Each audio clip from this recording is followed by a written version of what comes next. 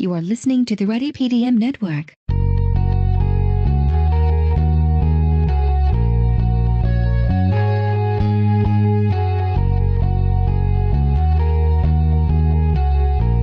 Today's episode was brought to you by Eigenworks. Most companies don't know why they lose deals, and few know why they win.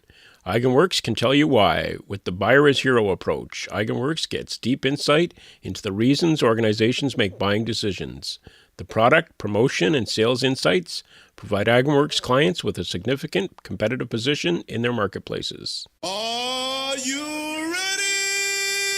I think I'll talk about something that's really important to me, and I hope to you. The story is everything, which means that it's our jobs to tell better stories.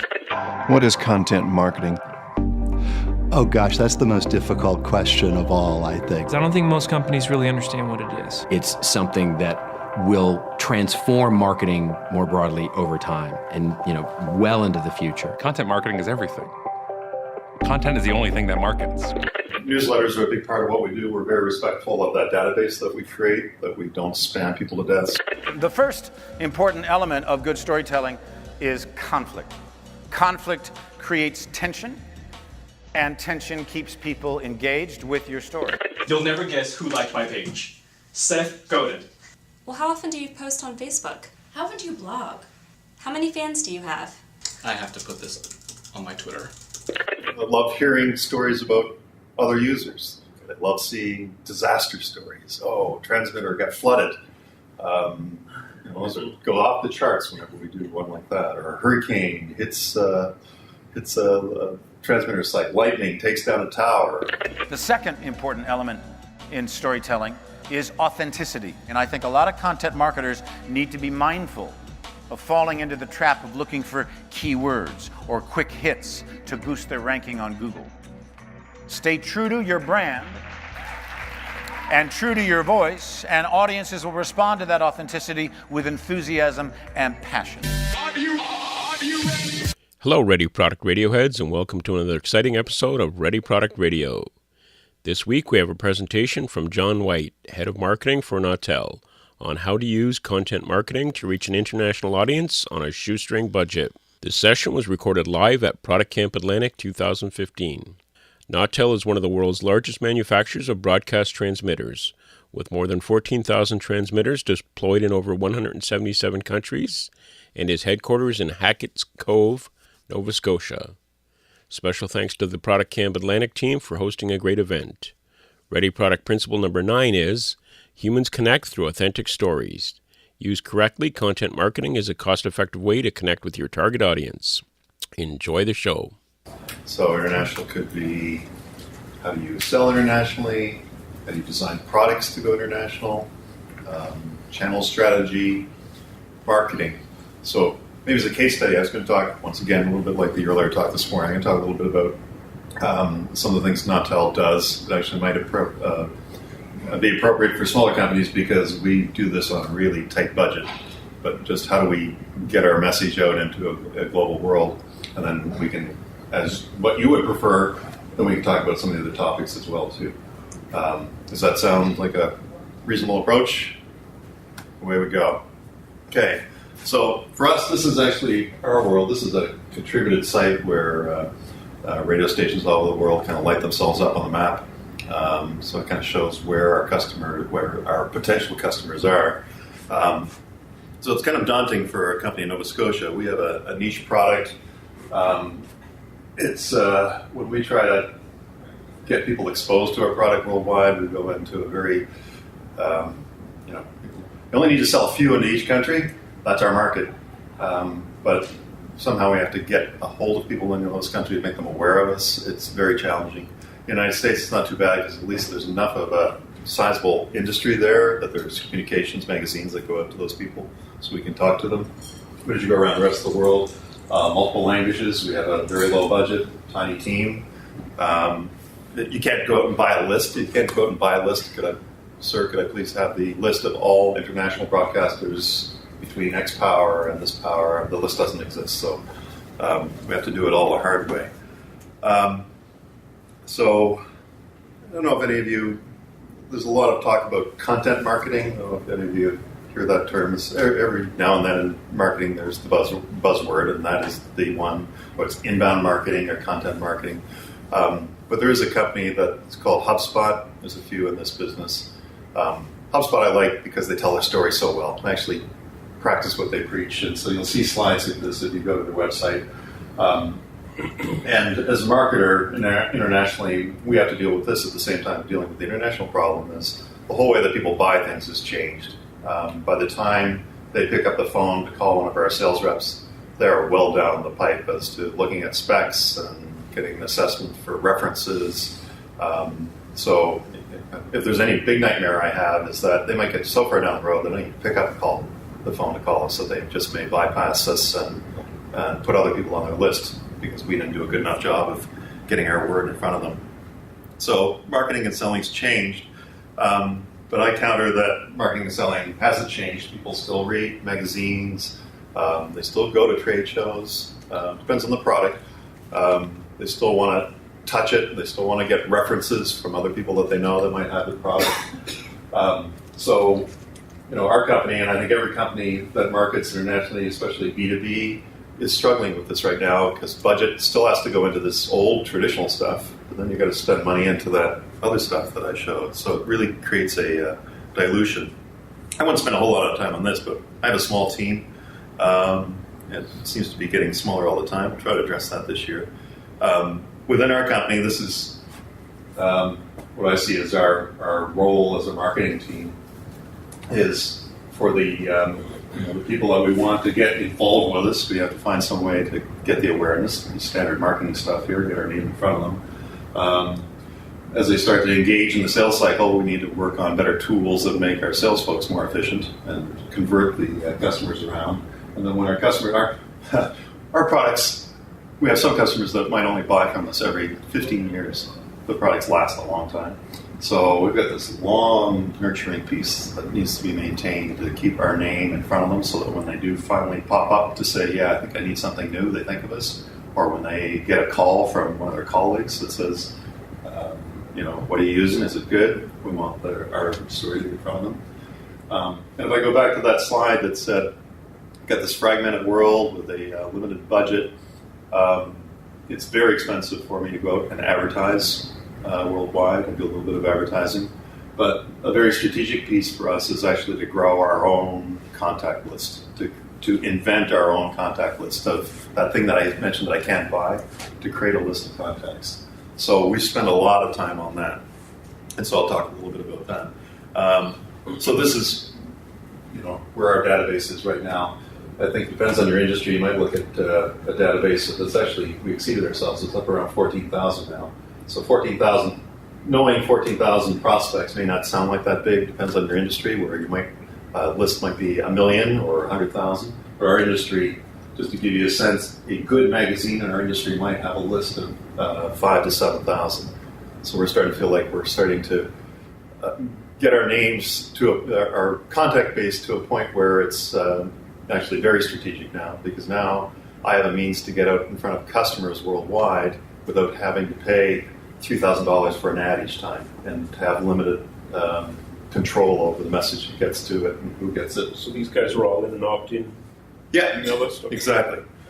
So that's kind of what's been going on. And then when we do a database like this, it starts to give us a lot of tools. So this is in Las Vegas. This is our user event. So I think this year we're about 350 people. We do webinars. Once you start building this database, you can everything starts to feed into itself, so we can do webinars very easily.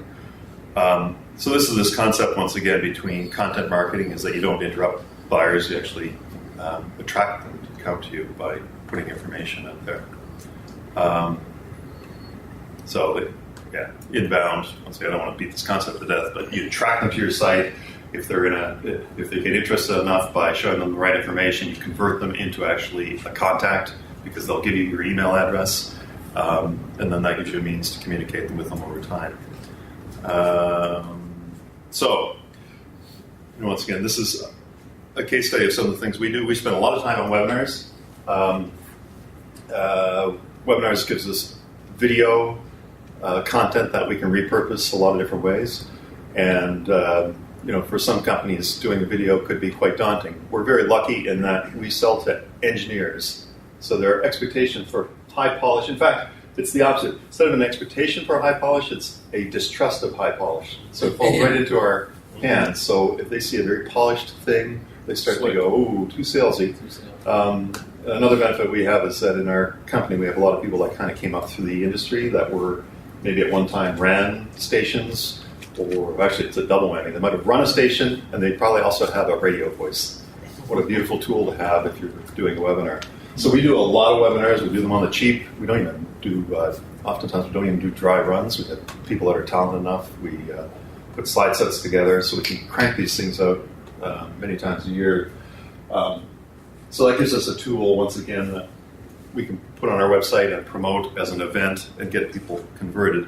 There's a thing there called the RF Toolkit, which I think is a good case study for things that companies can be doing that really can feed their funnel.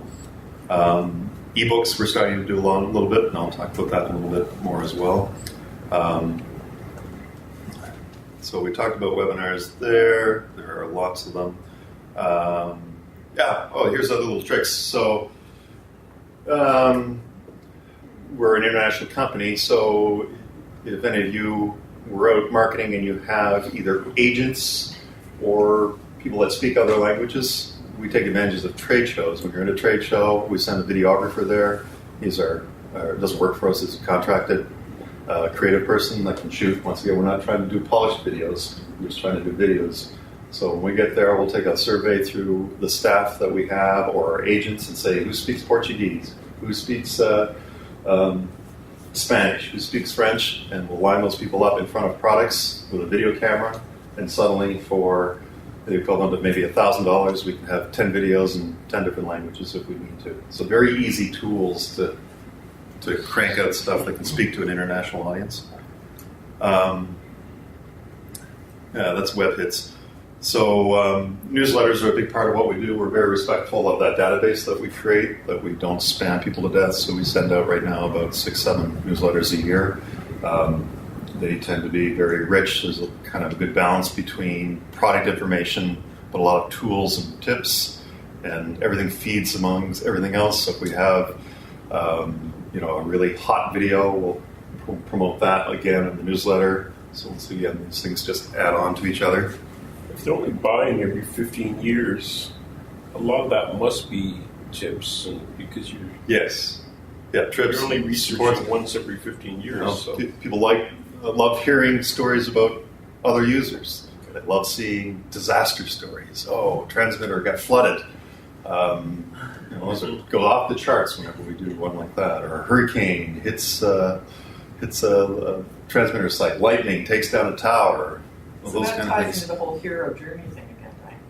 I'm sorry? That ties into the whole hero journey story again, because you're doing something heroic. Yes. And it makes people feel there's a much higher purpose than just having your transmitter. Yeah. Well, this is what we do.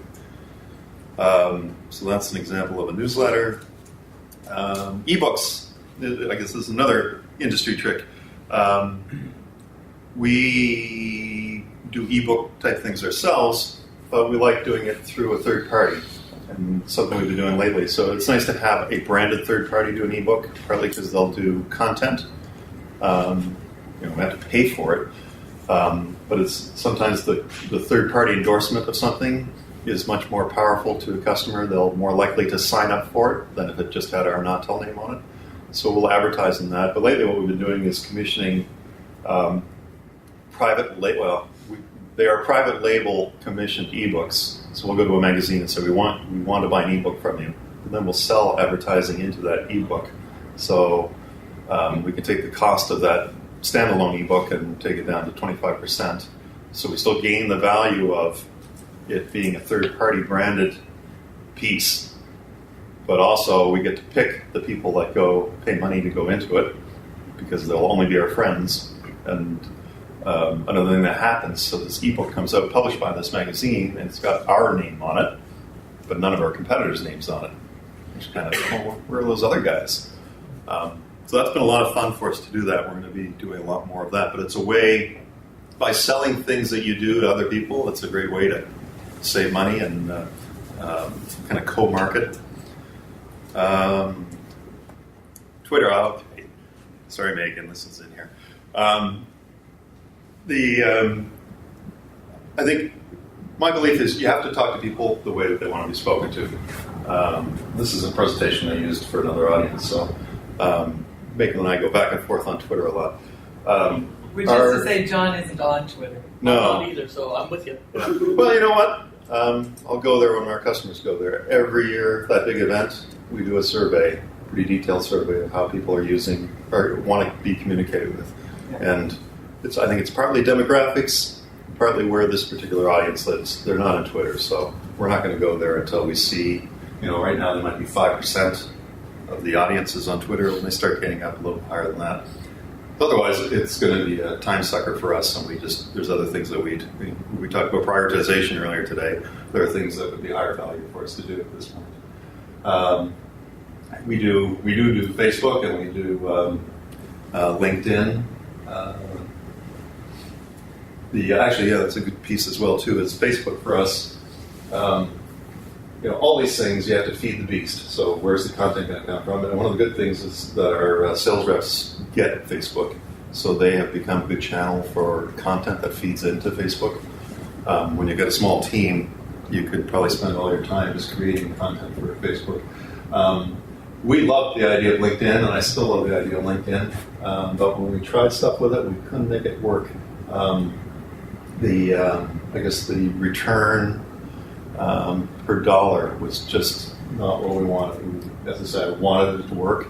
I think that might be our particular industry, that maybe LinkedIn worldwide. So you're talking about promoted LinkedIn? Yeah, promoting ourselves. Using your advertising. Yeah, using the Nautel pages on LinkedIn. Yeah. So I think LinkedIn is a powerful tool, and I think anything I say about it shouldn't apply to anybody else's impressions. You should go test stuff on it. For any of you, is anybody using LinkedIn or? Yeah. So I mean personally, but as a corporate kind of thing, depends on the size of your business. They have formidable dollar investment requirements to get into a campaign. LinkU has some stuff as well. I don't know if you ever heard them, but you might want to check them out. Who's that? LinkU. LinkU? University. Okay. So they're one of the biggest people that are doing business with LinkedIn. Yeah. And there's lots of freemium ways to promote your business, which it's kind of interesting. You can send people messages even though you don't have an account. Now there's them in-mail things. Yes. So if you're connected to a group, you can still mail to people within that group. Right. Yeah. So there's some neat things there. John, where does it? Sorry. Yeah, sorry. Where does when you said that you do the yearly sort of communication survey to see how people want to be communicated? Yes. Where is that worldwide? Well, it's worldwide is the easy way we have to measure it, which is that particular trade show is. Oh, so it's 30% international. Or it's more North America then? Yes. Yeah. So then, not knowing what the rest of the world is really wants you to be communicating, that's the point. Well, it's a fairly international. It's good. It's 1/3. Yeah, so it's not too bad. So it's capturing what your users want, not someone who isn't yet your user. Yeah, fair. Yep. How do you determine how much resources you put into these? So LinkedIn is a good example. LinkedIn, to do if you do a roll your own campaign, it can be fairly inexpensive, but they hold the best tool. So when I talk LinkedIn, I'm talking it from a corporate point of view. So you can do things as a corporation yourself with your own pages and publishing stuff. But if you really want to take advantage of the power of LinkedIn and tap into their database, you have to go to their corporate folks. And I think the minimum program that you could run with them is probably around $30,000 for they don't have any trial programs. It's you're in or you're out. So for us, we didn't go down that route. We did a lot of the kind of roll your own type program stuff just to see what kind of results we get. And it was nothing at all that would invite us to go into a corporate program with them. But I hold that back again to say that was our experience. I think there's great value in LinkedIn.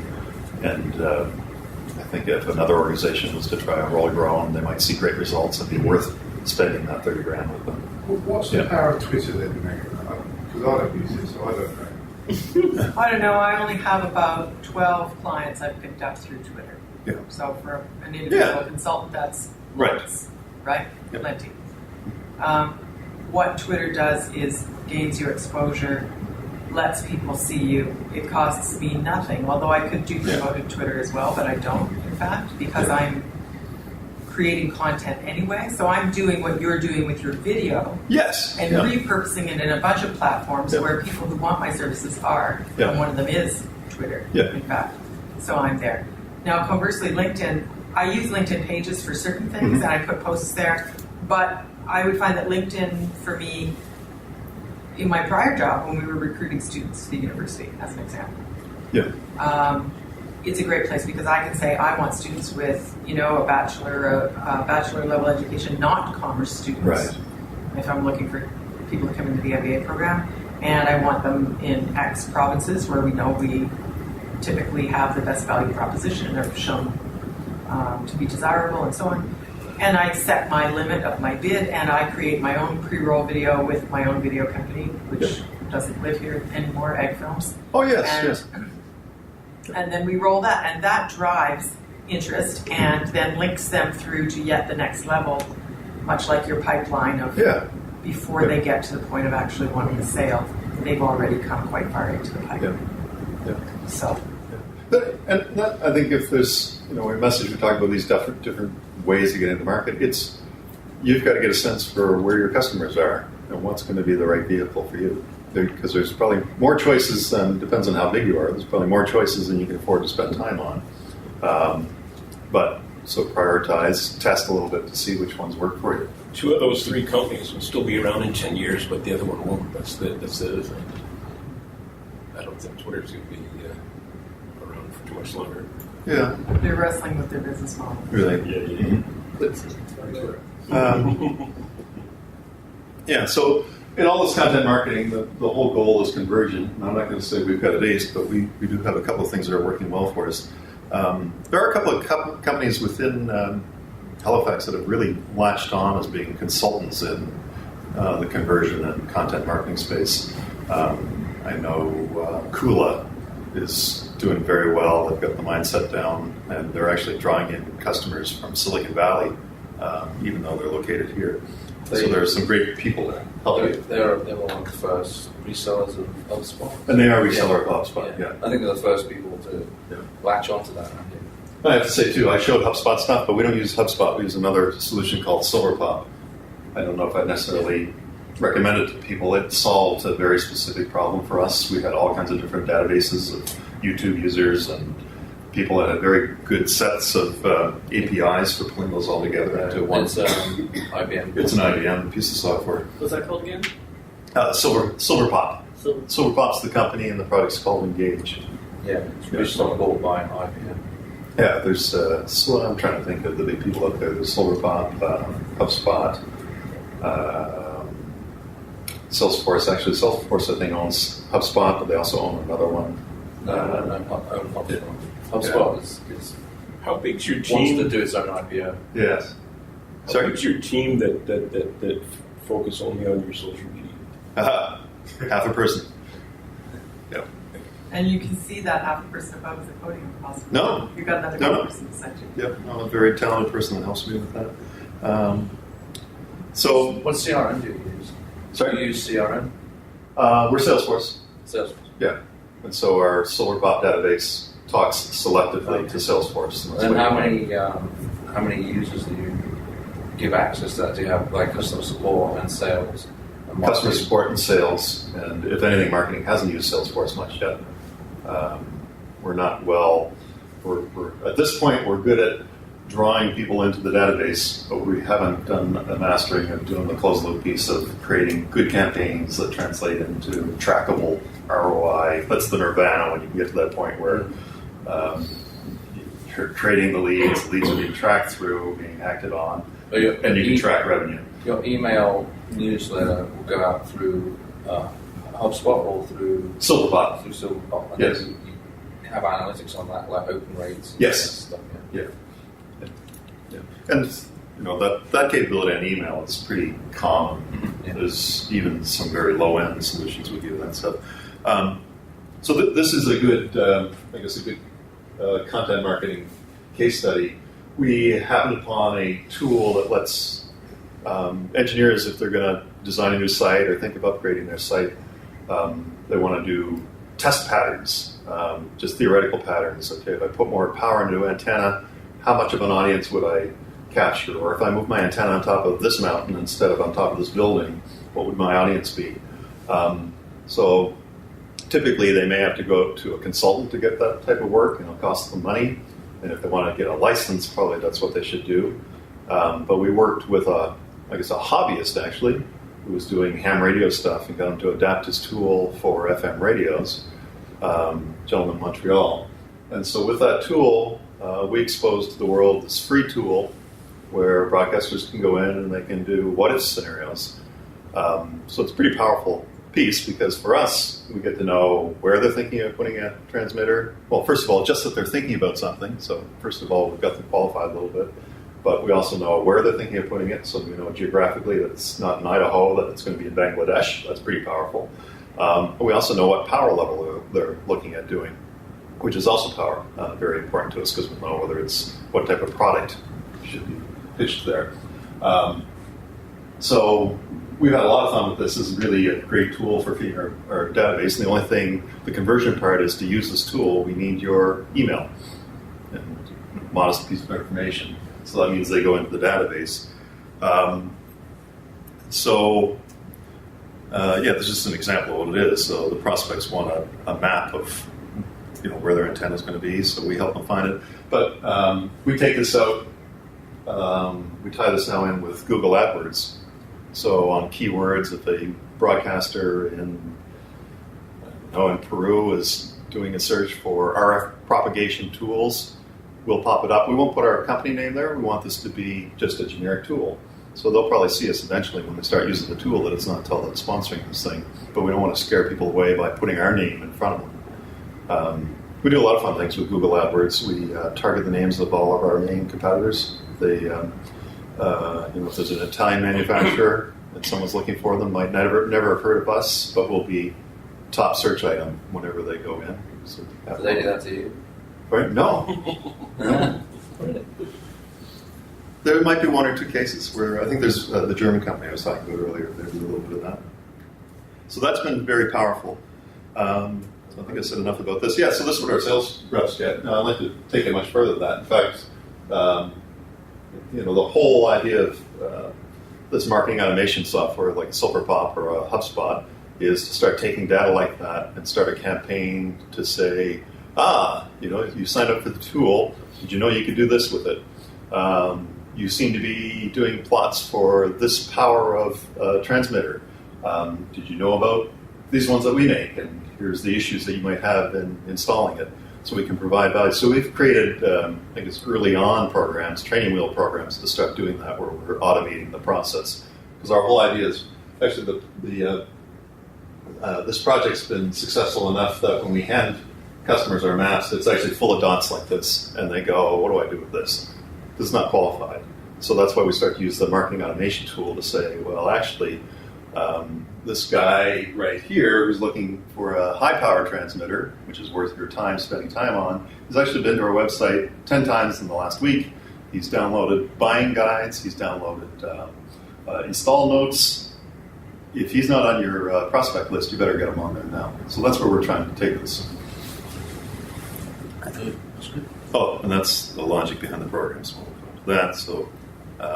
to do all that, you kind of, in these programs, you set up scoring based on anything you want. So whether they're downloading videos or spending a lot of time on your website, different parts, you get to set up all the triggers and create scoring, and then that scoring generates whether it gets noted as a hot lead or not.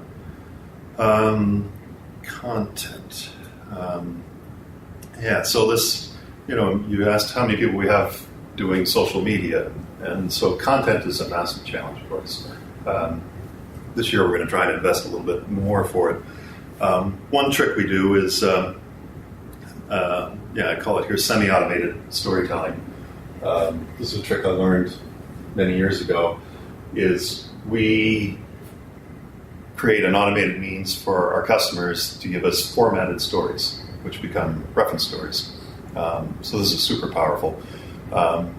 We will offer them prizes, which we can promote through because our database starts getting bigger, we can promote that we want stories through the newsletter.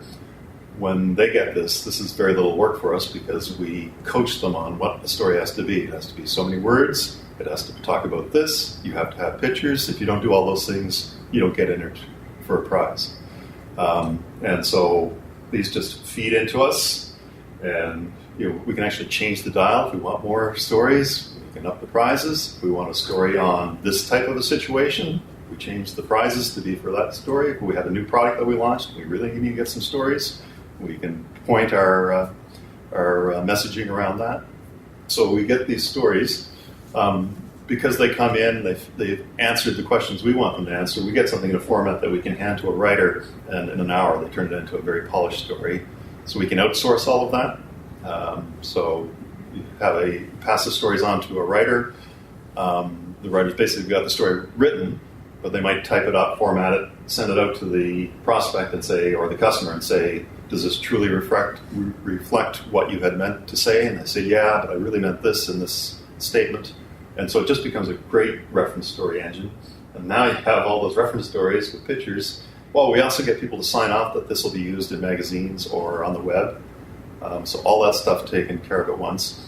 And once you have that content, we can put it into advertisements, we can put it into the web. What's the prize in Amazon gift card?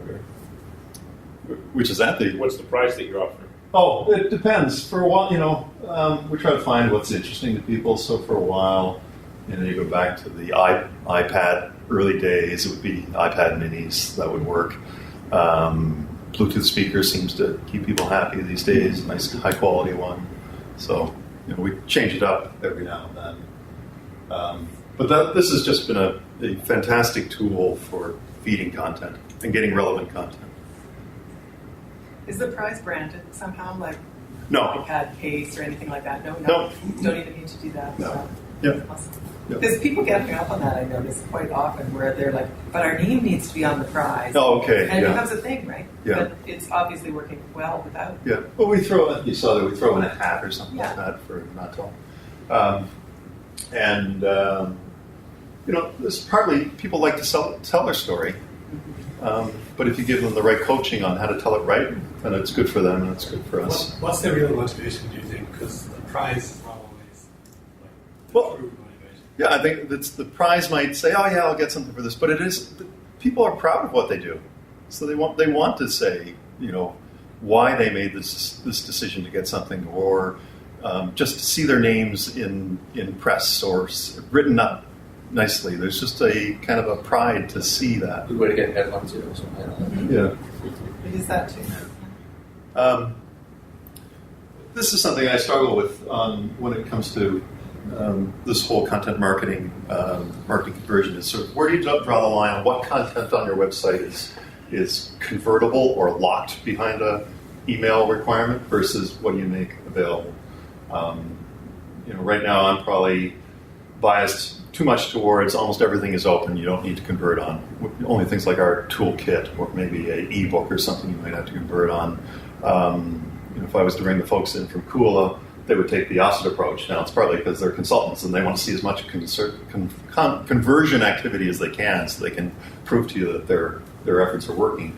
But this is something that I think every company has to kind of struggle with, is how much do you park behind forcing someone to give you an email versus just making it available. Some companies would say you're not even going to get a spec sheet or a brochure unless you give me your email.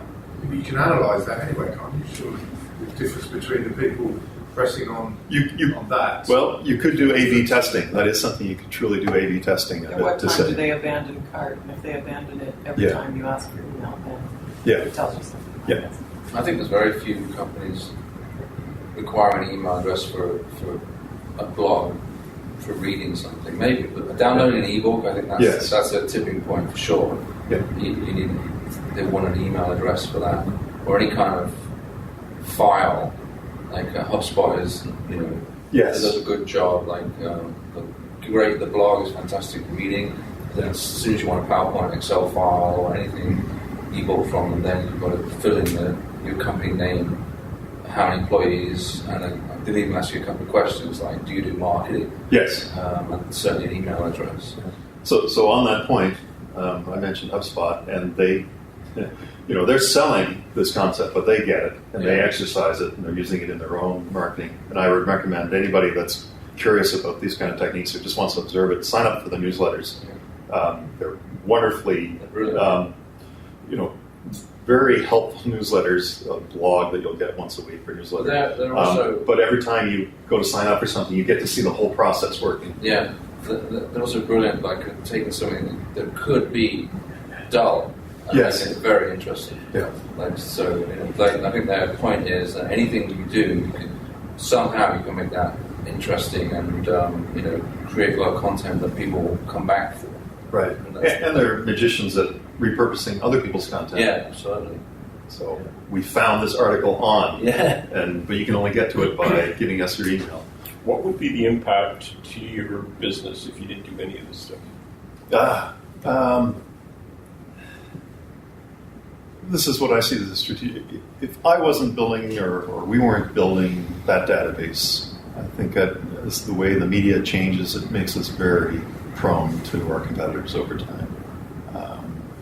So there's no dollar value you can put on that? Not now, but if we were... It's kind of a faith-based business. We're an awkward case study, so if we were truly fully integrated between campaigns right through to Salesforce and quoting, then we could go to an ROI model where we clearly say, for every $100,000 you put into marketing, we're going to give you X dollars back in sales. It must be really hard to quantify. I mean, the stuff that they have to put in their email for, you could imagine that there's a pretty straight line that you could draw between, how valuable each thing you do is, like with the ebook versus, it'd be pretty straightforward. It must be hard to, like, if you make a YouTube video and it gets 100 views, like, is that good or bad? Like, how do you... Exactly. It depends on who's viewing it and what the propensity to buy your product is. Yeah, like, that's what I thought I'd like. Yeah. And maybe that's the challenge being in a thinner market compared to maybe a market where you might have tens of thousands of similar customers where you could do better analytics to understand. Part of our analytic machine would be our sales reps talking to customers. And the feedback we get too. We get lots of feedback saying, the content of the videos you're putting out is spectacular. Well, here's an example. There's an organization called Society of Broadcast Engineers, and all broadcast engineers have to get recertified and do a certain amount of training. They have stamped our YouTube videos as qualifying videos. So here's a practical example of how I would use Twitter in that situation. Sure. So I would be following the Twitter of the Society of Broadcast Engineers, and I'm guessing they might have one.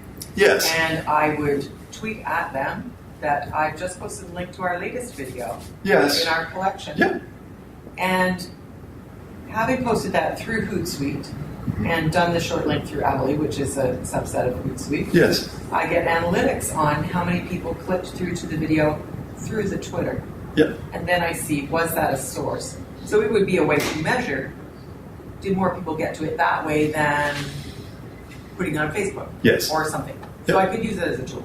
Yep. So that would be some way, if it's appropriate to you, that you could do a test of, John's test is he surveys his customers. Right.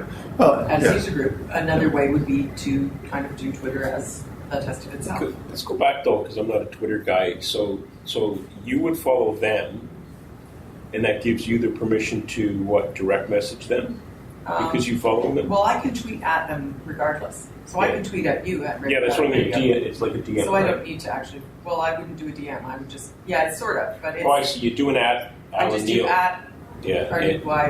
PDM. Right, and so then you see it. Okay. Then if you retweet it or do anything with it, then all your followers are seeing it. But because I used an Owly short link, and if I put that post through Hootsuite, I get analytics on my Hootsuite. Who's followed which of my tweets. Okay. And so which ones have generated the most? Have you just done stuff with it?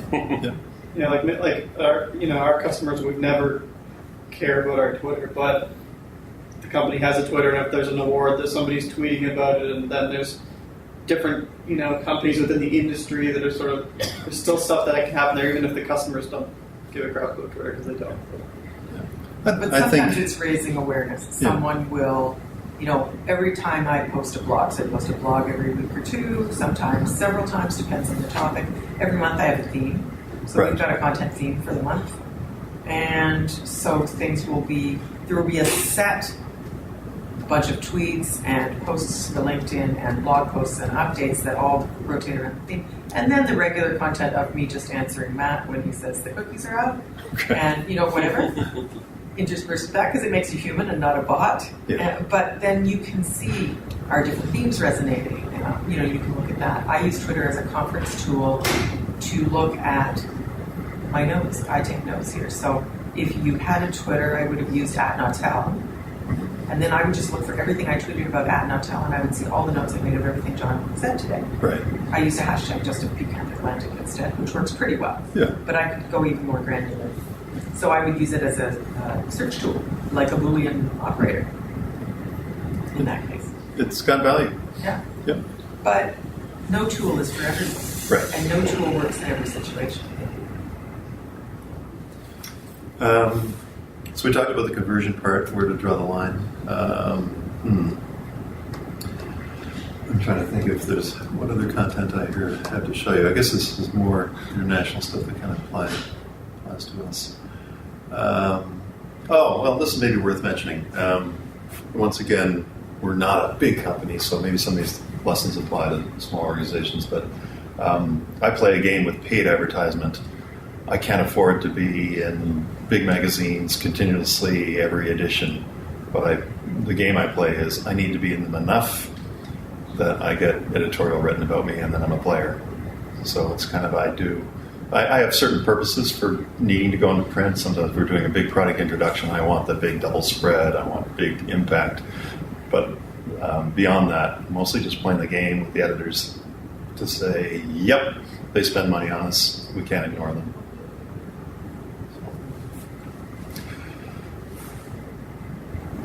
And I think that's about it. There, look back to one of those slides.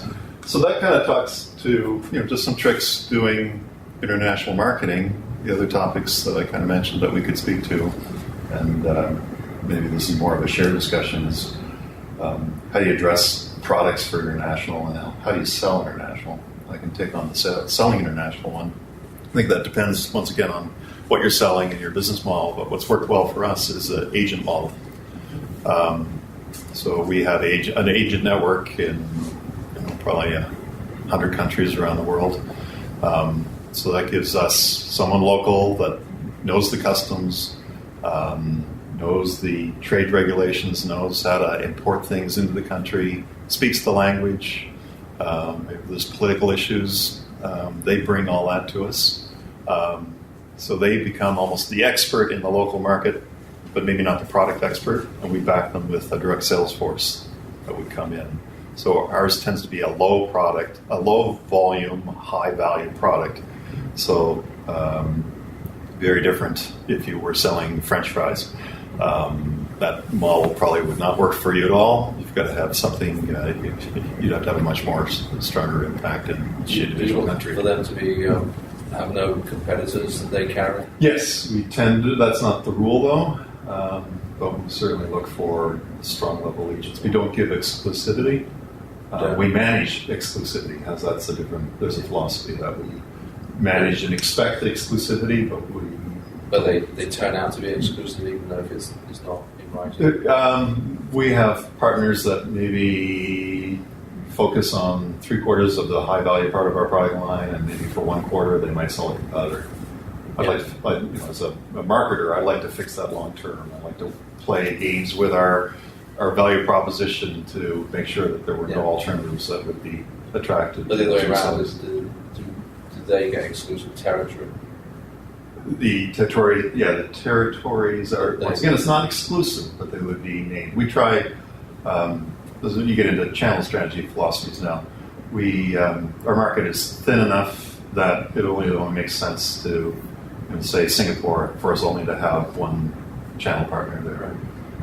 I can imagine some days some of the lower end of our products could be much higher volume, and so I can imagine in a country like Brazil, I might like to have 2 competing resellers there, because my theory of channel balance is if there's enough food for everyone to eat, then the fact that there's another competitor there, direct competitor, is okay. And as a vendor, it gives me the tool to make sure you're staying on your toes and actually behaving. If there isn't enough food to eat, then all you do is start fighting with each other over the amount of markets there, and that's disruptive. Do you give them annual targets? No, we don't. So now we'll get into, but I have the marketing piece, and as our company evolves, we'd like to become a little bit more kind of top-level planned. A lot of this stuff happens. We give our sales reps, the direct sales reps, a lot of autonomy in their local country, how they do things. That's been the past philosophy, so that could change, but that wouldn't fly well then. Wouldn't fly at this point. Yeah. And some, so for some of our agents that might sell, depends on the country, and if it's maybe a national broadcaster, they might sell a couple of things, but every third year they might sell something worth $1 million. So it's kind of hard to say. Yeah. A lot of our business isn't that repeatable for the products that we're selling currently. Now, once again, there are product lines that we're trying to revamp where we would take our volumes from hundreds a year to thousands a year, and that would start to mean in some of these countries there'd be enough volume where we'd have to say, here's what we're going to do for you, but we want you to sell this much. Do you have is there ever any need or any request to private label? No. I should never say never, right? Corner case. Yeah, we've never done it. John, could you talk just really briefly, because apparently it's time. Yes. How you go about finding that partner, agent, individual. So what's the process to identify? Okay. So this is one of those. In a few sentences. Yeah. This is one of those. Everybody's mileage will vary. Yeah. So in our industry, where it's a very thin industry, and there's a lot of continuity for relationships between maybe sales reps that have been in the industry for 30 years, they will know everybody that's in the business. Right. And given that knowledge, they'll also know who's been performing well and who they'd like to have versus who they have. Right. So that's our experience. Who's a great help is the Canadian consulate trade commissioners. I don't know. They are, we as a company sometimes pretend we're American and sometimes we pretend we're Canadian. And so we've had experience with both agencies. The Canadian folks are over the top. If you task them clearly on what you need help with, they'll just go dig in. They really are.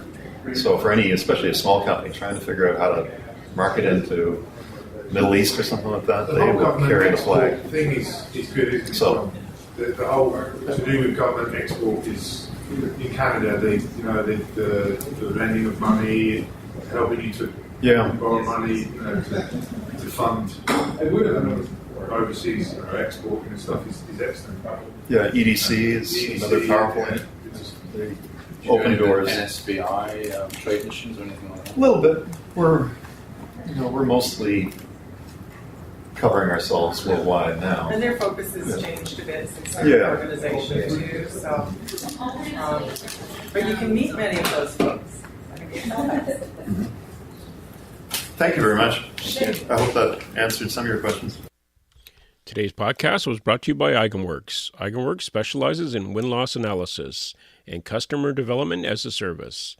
Get candid feedback to improve your sales approach, uncover competitive intelligence, and help you pivot as needed. Thank you for listening to this episode of Ready Product Radio, part of the Ready PDM network. This is when most podcasters ask you to leave a review on iTunes if you like the show. My only request is if you found the show entertaining, inspiring, or informative, please share it with a colleague or friend who may feel the same way. Also, note that the views expressed in this episode do not necessarily reflect my views or the views of the Ready PDM network.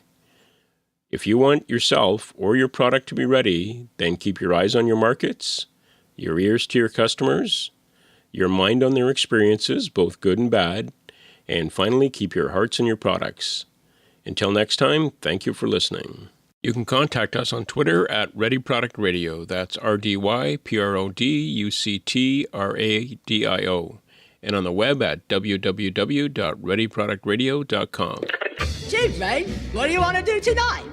The same thing we do every night, Pinky. Try to take over the world.